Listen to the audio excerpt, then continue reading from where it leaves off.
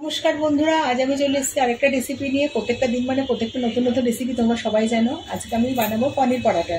সেজন্য আগে আমি একটা চাটনি মতো বানিয়ে নিচ্ছি। পুদিনা, ধনেপাতা, রসুন, কাঁচা লঙ্কা এগুলো একটু পেস্ট করে নেবো। পনিরটাকে গ্রেট করে নেবো। এদিকে চাটনি রেডি হয়ে গেছে।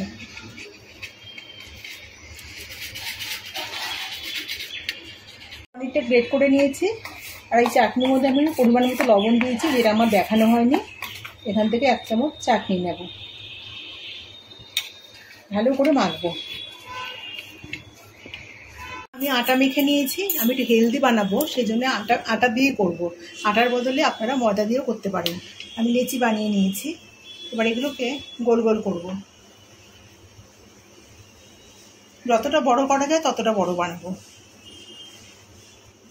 বাটি বানাবো। বাটিটা যত বড় হবে পুরো আমি তত বেশি ভরতে পারবো। এটাকে আস্তে আস্তে করতে হবে, এই কাজটা তাড়াহুড়া করলে হয় না। আর একটু বড় করব। এই যে এত বড় একটা বাটি বানিয়ে নিয়েছি। এবারে এই পনিরের পুর ভরবো। আজকে বানাচ্ছি পনির স্টাফিং পরাটা। খুব ইজিভাবে, মানে কোনো ভাজা ভাজি করা, মানে পুরটাকে কোনো ভাজা ভাজি ঝামেলা নেই, কিছু নেই। জাস্ট একটু ধনিয়া আর পুদিনা হলেই হয়ে যাচ্ছে। এইভাবে এগুলোকে আমি রেডি করে নেব। বানানো হয়ে গেছে। এটা কিন্তু আমি আটা দিয়ে বেলবো না, সেই জন্য আমি চাটনি আর বেলনের মধ্যে একটু তেল মাখিয়ে নিয়েছি। আটা দিয়ে বেললে পরে না ভীষণ গুঁড়ো গুঁড়ো হয়ে যাবে। আর একটুখানি চেপটে নেব।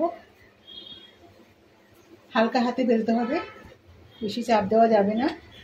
এদিকে আমি চাটু বসিয়ে দিয়েছি।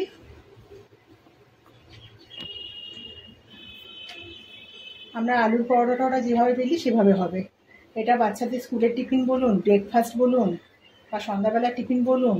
আমি কিন্তু খুব বড় করব না, একটু মোটা মোটা ছোট ছোট করব। অসাধারণ লাগে খেতে। খুব খুব তাড়াতাড়ি, খুব চটপট বানিয়ে নেওয়া যায়। যেহেতু চাটুটা শুকনো আর এটা যেহেতু লোহার চাটু, ননস্টিক হলে আমি প্রথমে তেলটা দিতাম না। এখন আটকে যাবে তেলটা না দিলে।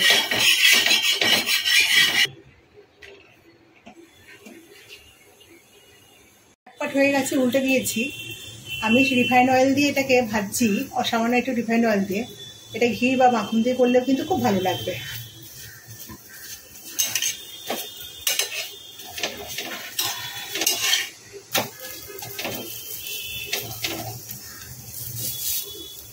হালকা হাতে করবো, পুরো ফুলবে ফুলবে না যে তা না।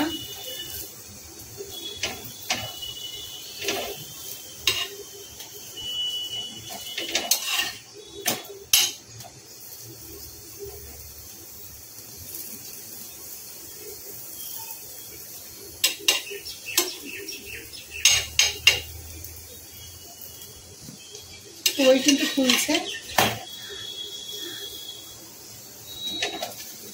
ভাজা ভাজা হয়ে গেছে, আমি এটাকে নামিয়ে নেব। পুরো কিন্তু ফুলছে, সবগুলো এরকম বড় ফুলো ফুলো হবে একদম, যে পুরো ফুলে উঠছে। ভাজা হয়ে গেছে, আমি নামিয়ে নেব। পনির পরোটা আমাদের একেবারে রেডি। আমি যে গ্রিন চাটনিটা বানিয়েছিলাম সেই চাটনিটার সাথে এটাকে আমি সার্ভ করছি। আপনারা চাইলে সস দিয়েও এটা বাচ্চাকে দিতে পারেন। তো খুব সিম্পল রেসিপি, 5 মিনিট হাতে সময় থাকলে কিন্তু দিব্যি বানিয়ে নেওয়া যায়। আর আটা দিয়ে বানানো খুবই হেলদি খাবার। আর আপনারা যদি মনে করেন এটা ভাজবেন না, সেটাও নিতে পারেন, সেকাও খাওয়া যায়। আমি সেকাও করি, যে কোনো কিছু যা কিছু করাই যায়, মানে বাটার দিয়ে হোক, ঘি দিয়ে হোক, রিফাইন্ড অয়েল দিয়ে হোক বা সেকা। তো একেবারে চটজলদি হয়ে যায়, মানে এর থেকে তাড়াতাড়ি সহজে কিন্তু আর কোনো রেসিপি হয় না। আর ভীষণই হেলদি। তো এটা স্কুলের টিফিনে বলুন বা ব্রেকফাস্টে বলুন বা সন্ধ্যাবেলার খাবারে কিন্তু দিব্যি বাচ্চাদের দেওয়া যায়। বাচ্চা থেকে বড় সবাই খেতে পারবে। তো রেসিপিটা কেমন হলো অবশ্যই কমেন্টে জানাবেন। রেসিপিটা ভালো লেগে থাকলে একটা লাইক দেবেন। আর যে সমস্ত নতুন বন্ধুরা চ্যানেলটাকে এখনো সাবস্ক্রাইব করেনি, তারা অবশ্যই চ্যানেলটাকে সাবস্ক্রাইব করে আমার পাশে থাকবেন।